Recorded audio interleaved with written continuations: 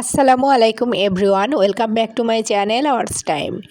আশা করি আপনারা সবাই ভালো আছেন। আলহামদুলিল্লাহ, আমিও ভালো আছি। আজকে নিয়ে এসেছি খুবই সহজ মজাদার একটি নুডলস রান্নার রেসিপি। প্রথমে আমি প্যানে দিয়ে দিচ্ছি পরিমাণ মতো তেল। এখানে আমি 4 টেবিল চামচ তেল ব্যবহার করেছি। হাফ কাপ পেঁয়াজ কুচি এবং 2 টেবিল চামচ ব্যবহার করেছি রসুন কুচি, আর এখানে 4-5টি কাঁচামরিচ কুচি ব্যবহার করেছি, হাফ কাপ পরিমাণ গাজর কুচি, সামান্য লবণ এবং 1 কাপ পরিমাণ মুরগির মাংস।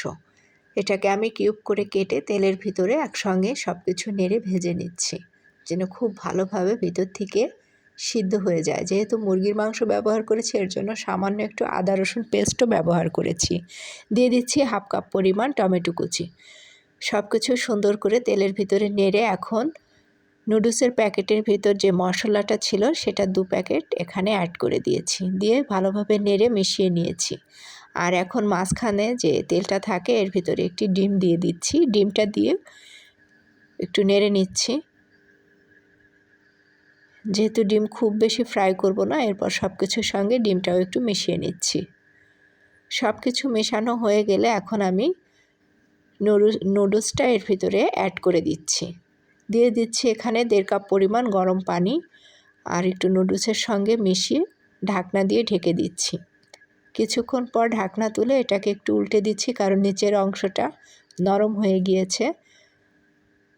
একটু নেড়ে চেড়ে আবারও ঢাকনা দিয়ে কিছুক্ষণের জন্য ঢেকে রাখছি। কিছুক্ষণ পর ঢাকনা তুলে সুন্দর করে নুডলসটা একটু নেড়ে মিশিয়ে নিচ্ছি। এর ভিতরে সামান্য একটু পানি আছে, আর এই পানিটার ভিতরে নুডলসটা খুব ভালোভাবে সিদ্ধ হয়ে যাবে। আবারও ঢাকনা দিয়ে ঢেকে দিচ্ছি কিছুক্ষণের জন্য। ঢাকনাটা তুলে নিয়েছি, একদম পানিটা শুকিয়ে নুডলসটা ঝরঝরে হয়ে গিয়েছে।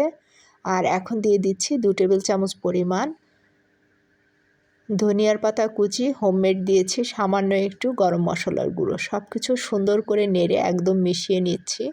আর নুডলসটা একদম ঝরঝরে হয়ে গিয়েছে। যেহেতু নুডলসটা অনেক লম্বা ছিল, আমি ভেঙে নেইনি, যার জন্য একটু স্প্যাচুলা দিয়ে এটাকে কেটে নিয়েছি। আর এটা একটি সার্ভিং বলে সার্ভ করে নিয়েছি। দেখতেই পাচ্ছেন দেখতে কতটা সুন্দর হয়েছে, আর এটা খেতেও ছিল ভীষণ মজাদার। ধন্যবাদ সবাইকে যারা ধৈর্য ধরে এতক্ষণ ভিডিওটি দেখছেন। সবাই ভিডিও দেখবেন এবং আমাকে সাপোর্ট করবেন।